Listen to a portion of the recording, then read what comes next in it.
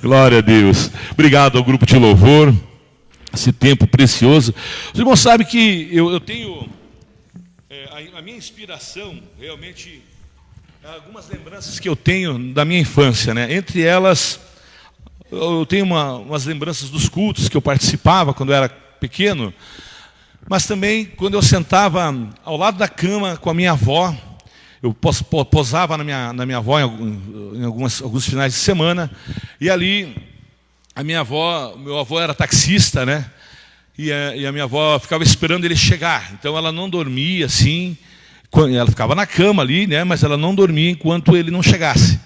E então eu dormia na sala, porque o meu tio tinha o quarto dele lá, né?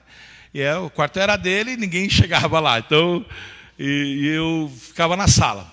Mas daí ela falava assim: Gersinho, venha deitar com a avó aqui e cantar. E a avó pegava a harpa cristã, né? E abria-se o zíper, né? Uma harpa bem cuidada, chique, né? E nós começávamos a cantar. E ela disse: você sabe esse? Vou te ensinar esse. Deixa eu ver se eu lembro, né? Ela tinha um óculos bifocal, né, daqueles que fazia aquela meia-lua. Hoje já quase não tem mais aquela meia-lua, né, é integrado a lente. Mas se olhava em cima era uma coisa, embaixo era outra. E foram tempos preciosos, amados. E a minha sogra gosta muito também dos hinos da harpa cristã. Mas a inspiração não foi para hoje, não foi nem da minha avó e nem da minha sogra. Foi da minha filha, Ana Paula. A minha filha, ela fica cantarolando os hinos da harpa, porque ela senta com a Débora na cama, né, antes de dormir, leem a Bíblia, e elas cantam uma ou duas canções, e ela diz: mãe, aquela. Agora já está lembrando até dos números. Então a gente nem lembrava qual que era o nome da música, né? Antigamente a gente dizia o 299, o 341. E a igreja, isso me inspirou também para a palavra desta noite, desta manhã. Me inspirou para a palavra, porque o tempo passa e que legado estamos deixando uns para os outros. Qual é o legado de fé que nós deixamos? Pelo que você luta? Pelo que o seu filho está lutando? Meu irmão, pelo que o seu filho está lutando? Né? Qual o legado que você vai deixar para ele? Se teu filho tivesse que decidir pela fé dele hoje, com base no que ele vê em ti, qual seria a resposta dele? E essa é uma preocupação, amados, que nós devemos ter, porque se aproxima o dia da volta do Senhor. E eu gostaria... Obrigado, Google, você me ajuda muito aqui. Ela continua entrando nas minhas mensagens. Vamos ler a palavra no livro de Hebreus, capítulo 11. E nós vamos ler alguns versículos do capítulo 11 de Hebreus. E vamos migrar ali para o capítulo 12, que vai ser o nosso versículo chave. É que nós temos os capítulos divididos, né? 11, 12, a gente acaba mentalmente achando que o que está no capítulo 11 não tem nada a ver com o assunto do 12, ou que são coisas diferentes, né? Mas olha só o que diz aqui no versículo 13, 11, 13. Todos eles quem? Ali Abraão, Isaac, Jacó, aquela geração dos patriarcas da fé, morreram na fé, e embora não tenham recebido todas as coisas que lhes foram prometidas, as avistaram de longe e de bom grado as aceitaram. Reconheceram que eram estrangeiros e peregrinos neste mundo. Evidentemente, quem fala desse modo espera ter a sua própria pátria. Se quisessem, poderiam ter voltado para a terra de onde saíram, mas buscavam uma pátria superior, um lar celestial. Por isso, E aqui vem o primeiro conceito. Olha só. Deus não se envergonha de ser chamado o Deus deles, pois lhes preparou uma cidade. Você já imaginou, amados? Eu fico pensando naquela construção de frases que eu sempre falo para os irmãos. A frase está construída desse jeito aqui, né? Qual que é o pensamento? Deus, por causa da atitude de fé deles, Deus não se envergonha de ser Deus deles. E eu fico pensando assim, mas tem gente pelo qual Deus se envergonha de ser Deus dele. Ih, rapaz, sou Deus desse aí. Será que tem alguém assim? Mas nos faz pensar, não faz, amado? Porque se Deus não se envergonha de ser Deus deles, é porque talvez ser Deus de outras pessoas não seja uma tarefa fácil para Deus. Amém? Pela fé, Abraão, ao ser posto à prova, ofereceu Isaque como um sacrifício. Abraão, que havia recebido as promessas, estava disposto a sacrificar o seu único filho, embora Deus lhe tivesse dito: Isaque é o filho de quem depende a sua descendência. Amados, como que ele sacrificaria alguém para Deus, sendo que Deus já tinha dado aquele alguém como promessa? Então, quando Deus o põe à prova e pede, ele foi tranquilo, ele disse: bom, eu vou emprestar meu filho para Deus, porque o meu filho é uma promessa de Deus para mim. E olha só qual foi a atitude dele. Então ele concluiu que se Isaque morresse, Deus tinha poder para trazê-lo de volta à vida. Isso não é fé, amados? Que coisa tremenda, hein? E em certo sentido, ele até recebeu seu filho de volta dos mortos. Porque quando foi para o sacrifício, amado, já estava lá. Só não foi sacrificado porque Deus o devolveu, né? Pela fé, Isaque prometeu bênçãos para o futuro de seus filhos, Jacó e Esaú. Pela fé, Jacó, prestes a morrer, abençoou cada um dos seus filhos. Preste atenção, amados. Abraão abençoa Isaque, Isaque abençoa Jacó e Esaú. Jacó abençoa seus filhos. Olha, pela fé, abençoou cada um de seus filhos, a cada um dos filhos de José, e se curvou para adorar apoiado em seu cajado. Pela fé, José, no fim da vida, declarou com toda a confiança que os israelitas deixariam o Egito e deu ordem para que cuidasse até dos seus ossos. Veja, amados, ele sabia que algumas promessas, embora dadas a ele, não se cumpririam nele. Pela fé, os pais de Moisés o esconderam por 3 meses, tão logo ele nasceu, pois viram que a criança era linda e não tiveram medo de desobedecer o decreto do rei. Pela fé, Moisés, já adulto, recusou ser chamado filho da filha de Faraó, preferindo ser maltratado com o povo de Deus, do que aproveitar os prazeres transitórios do pecado. Quando a gente olha muitas vezes a jornada da igreja, a gente diz: rapaz, de que eu vou para o mundo, vou curtir a vida. Mas os prazeres eram transitórios, passageiros. E ele preferiu sofrer. Eu quero falar um outro conceito aqui. Quantos de nós temos escolhido sofrer pelo Evangelho do que ficar curtindo a vida adoidado, como diz o nome daquele filme, né? Ele considerou melhor sofrer por causa de Cristo do que possuir os tesouros do Egito, porque ele tinha em vista a sua grande recompensa. Pela fé, saiu do Egito sem medo da ira do rei e prosseguiu sem vacilar, como aquele que vê o que é invisível. Amém? Vamos pular aqui para o capítulo 12. Capítulo 12, versículos 1 e 2. Portanto, uma vez que estamos rodeados de tão grande nuvem ou multidão de testemunhas, livremo-nos de todo o peso que nos torna vagarosos e do pecado que nos atrapalha, e corramos com perseverança a corrida que foi posta diante de nós, e mantenhamos o olhar firme em Jesus, o autor e consumador da nossa fé, ou como diz na minha tradução aqui, o líder e aperfeiçoador da nossa fé. Por causa da alegria que o esperava, ele suportou a cruz, sem se importar com a vergonha. Agora, ele está assentado no lugar de honra à direita do trono de Deus. Amém? Oremos. Meu Deus, meu Pai glorioso, bendito, santo, edifica a tua amada igreja nesta meditação sobre a palavra do Senhor. Em nome de Jesus. Amém. Sente-se, queridos. O ano era 1989. Final daquele ano, eu tinha decidido que eu ia noivar com a Débora. E juntos nós resolvemos, né, eu e ela decidimos noivar. E numa daquelas reuniões de família ali na casa do meu sogro, nós começamos a cogitar, eles não vão lembrar, mas talvez lembrem, o que seria da nossa vida no ano 2032. E eu falei assim, olha, 2032, né?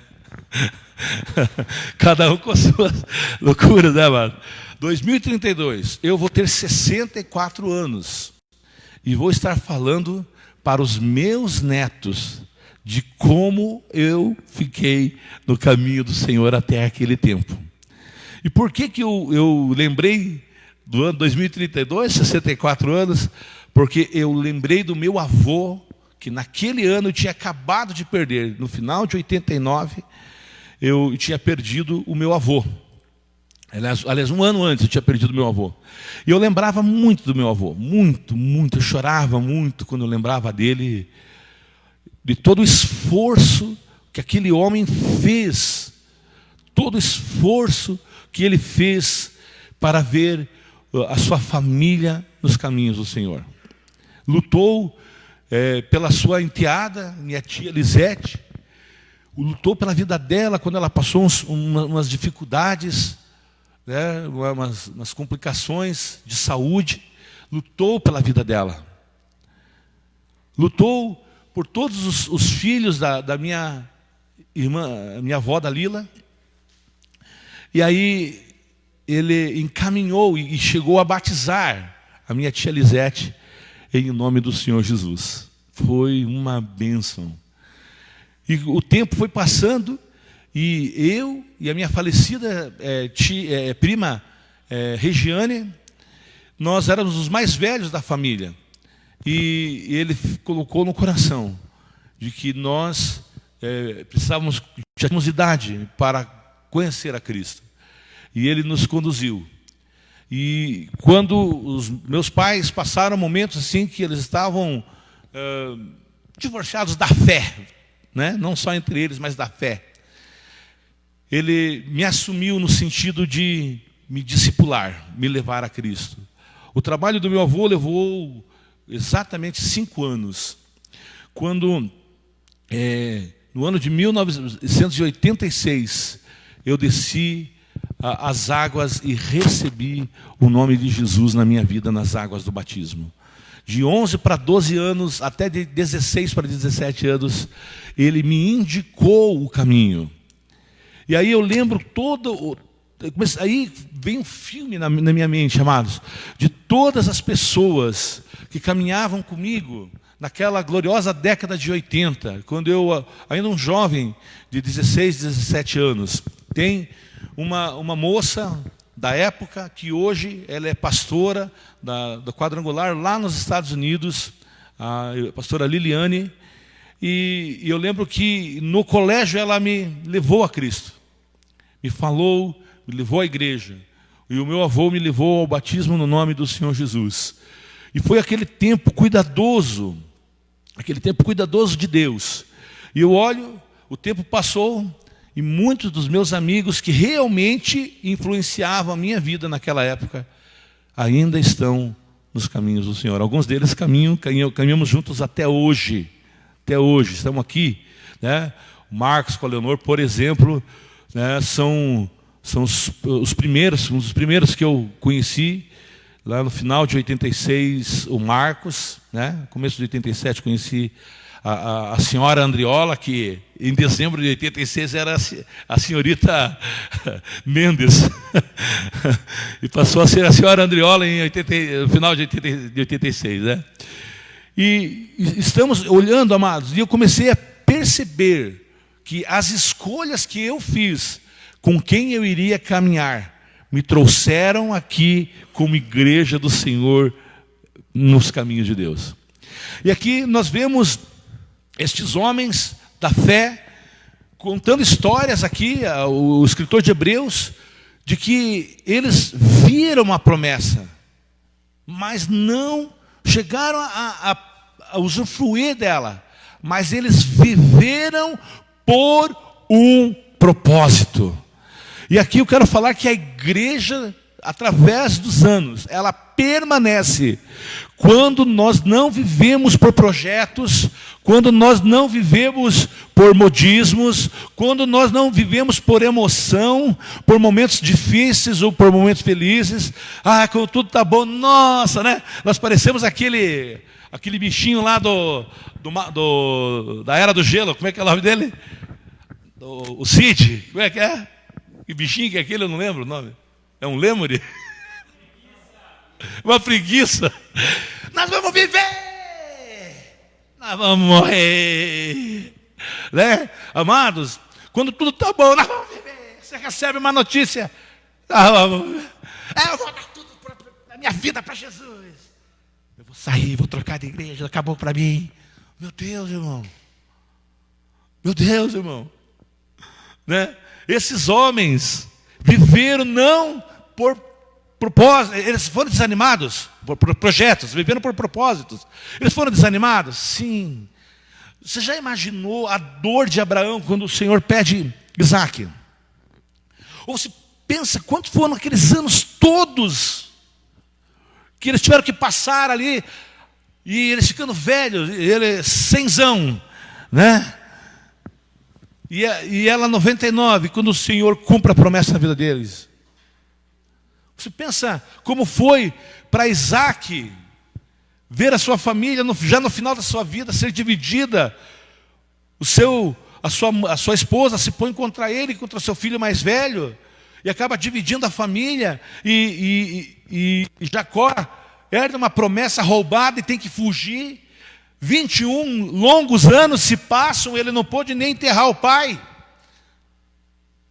porque ele estava dividido com seu irmão. Olha quanto sofreram esse pessoal, amados.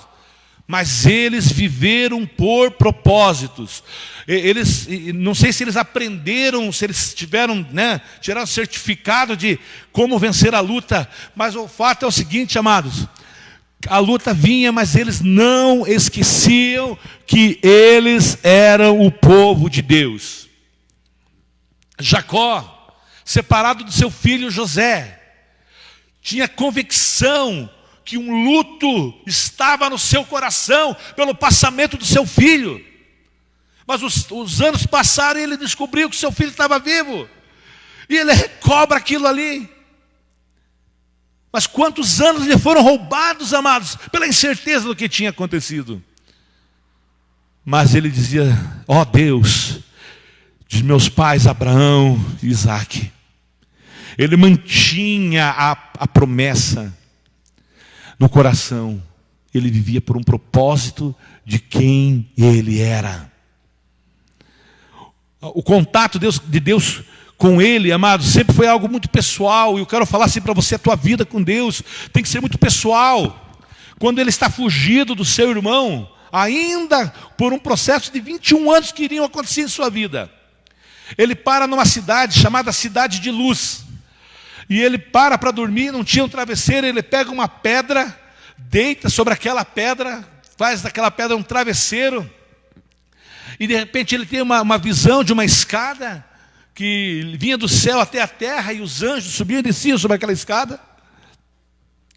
E ele acorda e diz: Deus estava aqui e eu não sabia. E aí, amados, a pedra estava deitada.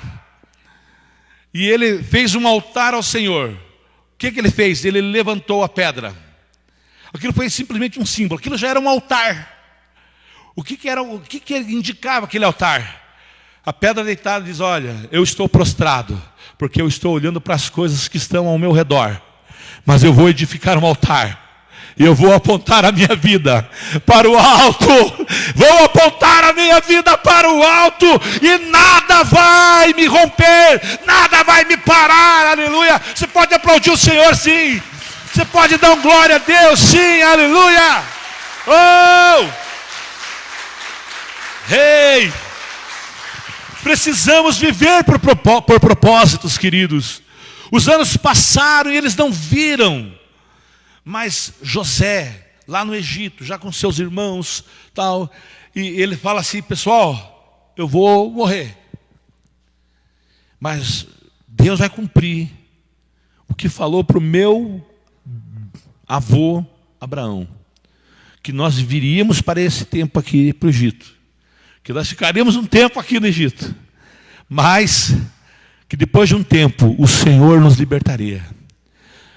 Que fique escrito que quando o povo for sair, os meus ossos sejam levados daqui.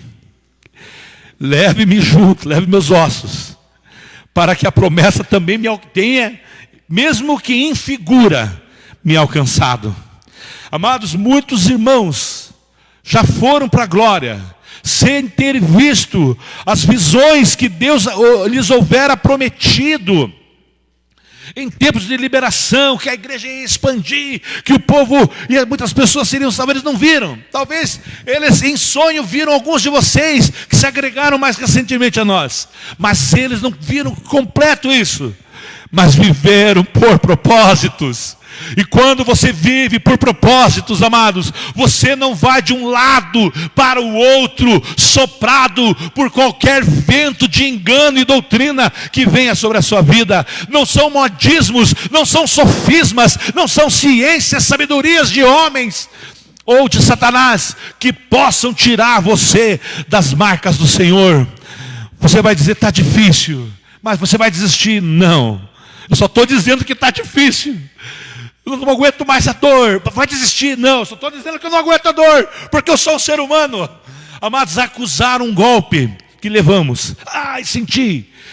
Não significa que você está derrotado. Significa que simplesmente levou um golpe.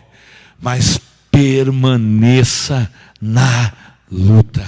Através dos anos, a igreja, ela suportou, amados, a igreja de Jesus, que muitas vezes não tem nada a ver, apenas alguns paralelos com a igreja histórica, com a igreja que se conhece na história. Mas muitas pessoas foram até queimados como se fossem hereges, mas eles permaneceram fiéis até o fim. A igreja que devia os acolher, a igreja histórica, os matou, porque eles queriam levar os princípios de Cristo. Eles fracassaram, irmãos? Não, eles não fracassaram. Eu não fracassei, você não fracassou. Ainda que a gente não atinja objetivos, amados, quantos objetivos, quantos sonhos que nós como líderes temos para a igreja local, para a igreja institucionalmente falando, e muitos deles ou estão atrasados ou foram aniquilados, mas nós não, isso para nós não quer dizer nada, porque os planos dos homens podem mudar, mas a palavra de Deus permanece para sempre, e Ele é vitorioso. E Ele merece uma salva de palmas a mais. Aleluia. Aleluia. Aleluia. Por isso, nós devemos fugir dessa expectativa de alcançar os objetivos. Sim, tem que ter objetivos, tem que ter um planejamento, né?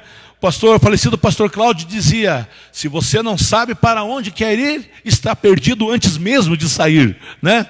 Ou como aquele gato no País das Maravilhas fala lá para Alice, né? Ela chega e diz para ele: olha, que estrada eu tenho que tomar? Ela chegou ali, tinha uma bifurcação, uma ia para um lado, outra para o outro lado, e o sagaz gato, né, diz assim, ele pergunta para ela: mas para onde você quer ir? Ela: tanto faz. Então, qualquer estrada que você tomar, né?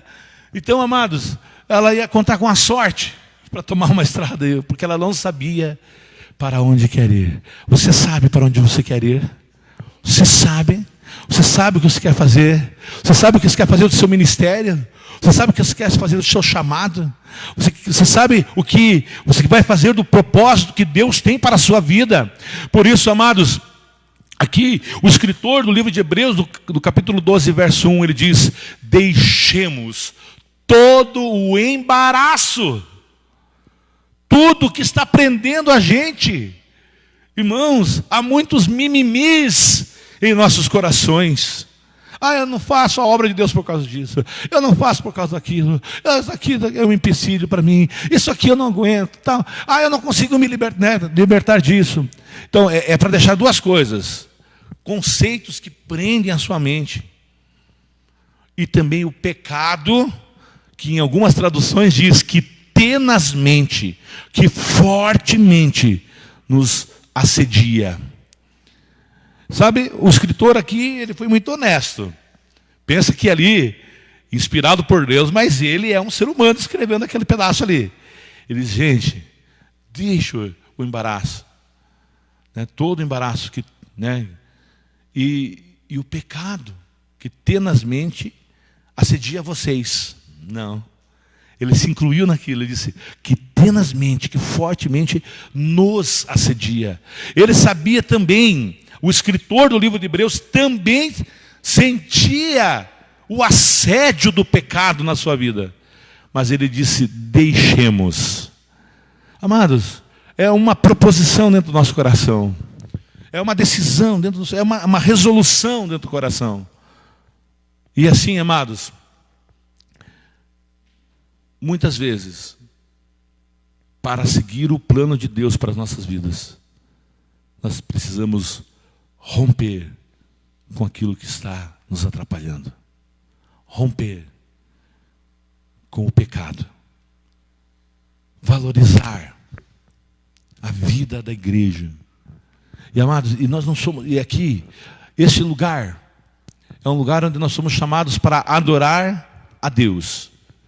Aqui é o lugar onde a igreja escolheu para se reunir como pessoas para cantar louvores. Eu não sei se foi para você, mas para mim o louvor foi muito significativo hoje. Senti muito a graça de Deus aqui. E nós temos orado com um grupo de louvor antes de começar, que nós, antes de cantar com e para vocês, nós queremos cantar para Ele. Para Ele. Que o nosso louvor alcance o Senhor. Que por um momento faça até aquele ser que está lá diuturnamente diante do trono dizendo santo, santo, santo, até deu uma rachada no compasso lá para escutar o louvor do povo de Deus. Um louvor que é fruto de lábios que confessam o seu nome. Amém. E aqui eu gostaria de falar com vocês algo aqui nesse livro 11, capítulo 11. Nós paramos ali falando de Moisés, mas eu gostaria de falar um pouquinho mais. Nós paramos ali no versículo 27, eu queria continuar aqui, 26, né? Pela fé, saiu do Egito sem medo da ira do rei e prosseguiu sem vacilar. Como é que ele prosseguiu? Sem vacilar. Como aquele que vê o que é invisível. Deus está te dando olhos nesta manhã para você ver aquilo que você não está vendo. Eu não vou aguentar, as lutas são maiores. Eliseu, olha só o tamanho do exército sírio que está ali embaixo. Aí Eliseu diz, Senhor, abre os olhos do moço para que ele veja. E o menino olha para as montanhas, né, no topo das montanhas, as miríades de exércitos celestiais. E Eliseu lhe diz, porque maior são aqueles que estão conosco do que aqueles que estão com eles. Aleluia! Quando você entender que você e Deus é maioria, porque Ele vai dispor toda a corte celestial para servir você. A Bíblia nos diz que os anjos, no Salmo 103, fala que eles são ministradores do Senhor para a vida do povo de Deus. Amém? Pela fé, ele ordenou que o povo de Israel celebrasse a Páscoa e aspergisse o sangue com o sangue os batentes das portas, para que o anjo da morte não matasse seus filhos mais velhos. Pela fé, o povo de Israel atravessou o Mar Vermelho como quem estivesse passando por terra seca. Bom, contempla e vai se regozijando nesses milagres aqui. Pela fé, vamos voltar aqui. Pela fé. Aliás, quando os egípcios tentaram fazer, morreram todos afogados. Pela fé, o povo marchou ao redor de Jericó durante 7 dias. E as suas muralhas caíram. Pela fé, a prostituta Raabe não foi morta com os habitantes de sua cidade que se recusaram a obedecer, pois ela acolheu em paz os espiões. Quanto mais eu preciso dizer? Levaria muito tempo para falar sobre a fé que Gideão, que Baraque, que Sansão, que Jefté, que Davi, que Samuel, que os profetas tiveram.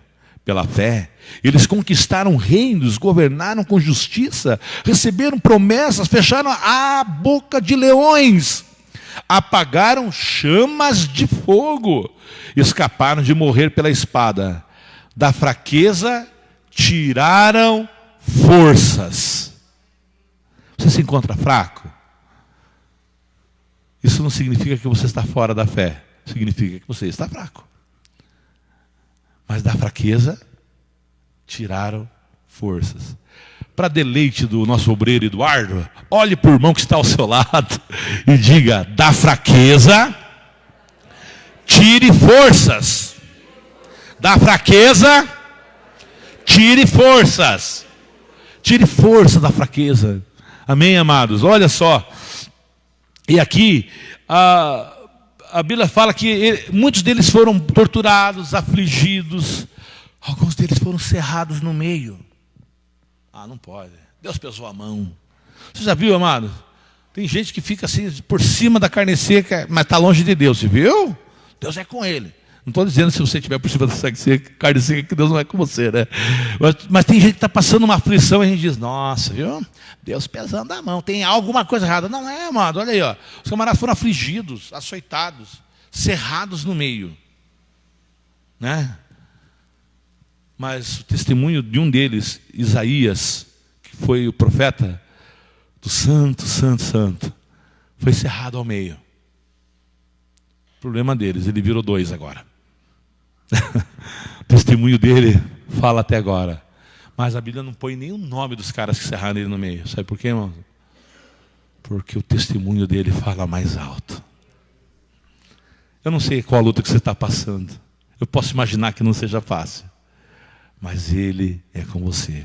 Através dos anos, a igreja gloriosa do Senhor Jesus sofreu, mas prevaleceu.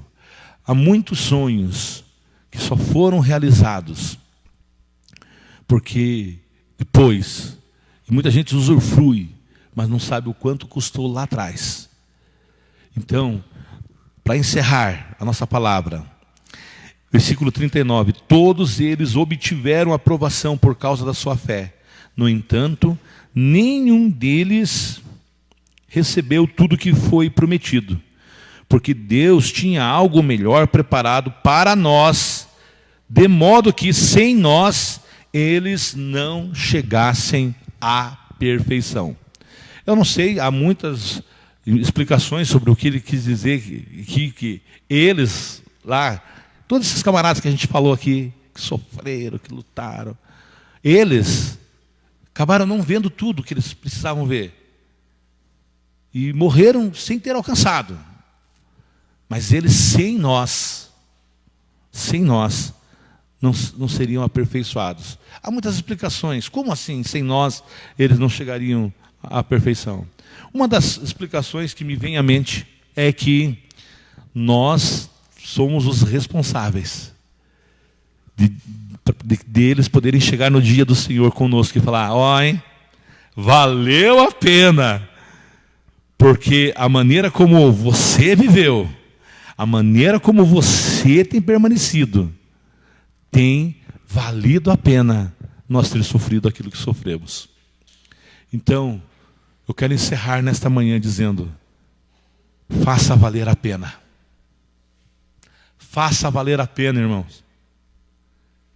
Que, sabe, que tudo que a Bíblia levou, tudo que a história da igreja,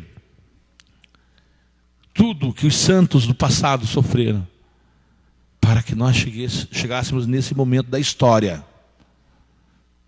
pudéssemos validar tudo o que eles fizeram. Faça valer a pena. Está em você, querida. Está em você, querido. Está em mim. Está em nós. Permaneça.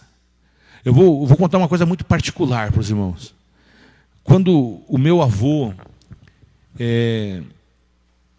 faleceu, eu não entendo porque uma pessoa foi muito infeliz, uma palavra que ela falou, disse, pois é, hein? Seu avô lutou tanto, mas pena que morreu sem salvação. Nossa, irmão, aquilo entrou como uma flecha no meu coração. Na noite anterior à morte dele, ele faleceu às 9 horas da manhã, de uma terça-feira, dia 14 de novembro. Ele me ligou e disse, Gerson, eu tive uma decepção muito grande com a igreja, uma politicagem que eu infelizmente enfrentei. Eu era um menino, 39, 21 anos ainda, tá? Meninão. Eu fiquei muito decepcionado. E ele não sabia, mas eu tinha considerado largar os bets. Foi uma decepção muito grande, foi uma coisa assim, e vindo assim de pessoas que a gente dizia, pô, são líderes, né? Podiam ter sido diferentes com a gente. Mas ele me ligou e disse, Gerson, por nada, desista do caminho. Por nada. Amanhã ou depois, eu não vou estar com você. Mas fique firme, meu filho. Fique firme. Não desista por nada. E teve momentos, amados, que eu sofri mais humilhações ainda do que eu tinha sofrido naquele domingo. Mas eu lembrei do meu avô. E ainda alguém chega e fala assim, pena que ele não foi para o céu, né? Pena que ele... Meu Deus. E aí eu falei assim, Senhor, mas eu não entendo. Você vai me desculpar, Senhor? Se o meu avô não herdou, então eu não sei quem que vai herdar. Eu estou lascado mesmo, porque eu estou com uma ira aqui no meu coração por essas coisas. Daí passou alguns dias, eu tive um sonho. Eu estava como se fosse um teatro, assim, e eu estava encenando no teatro. Né?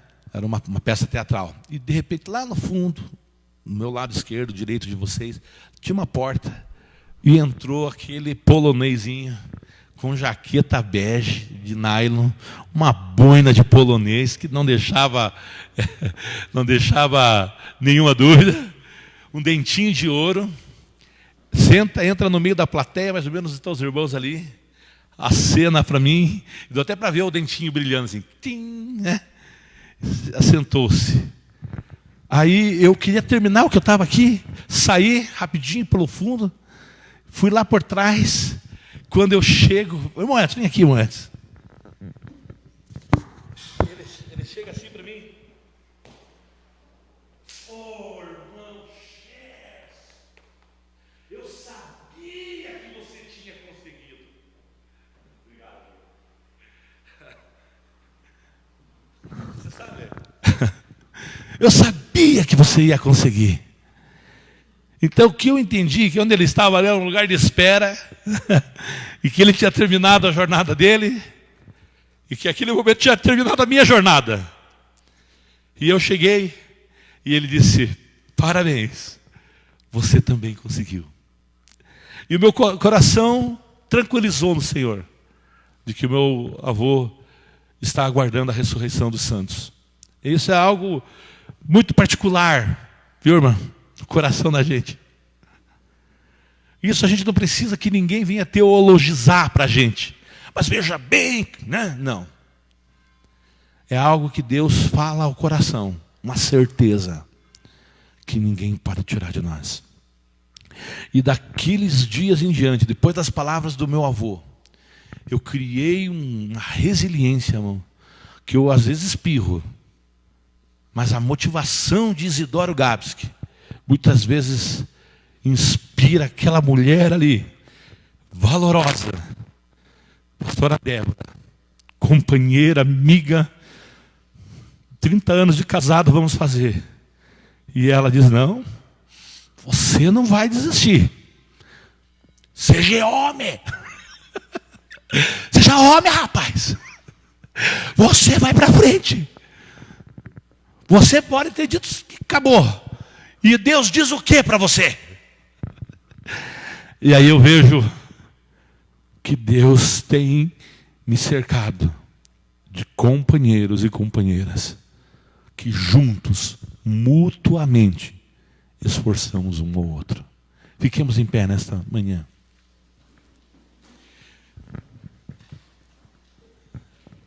Olhe para Jesus. Eu coloquei aqui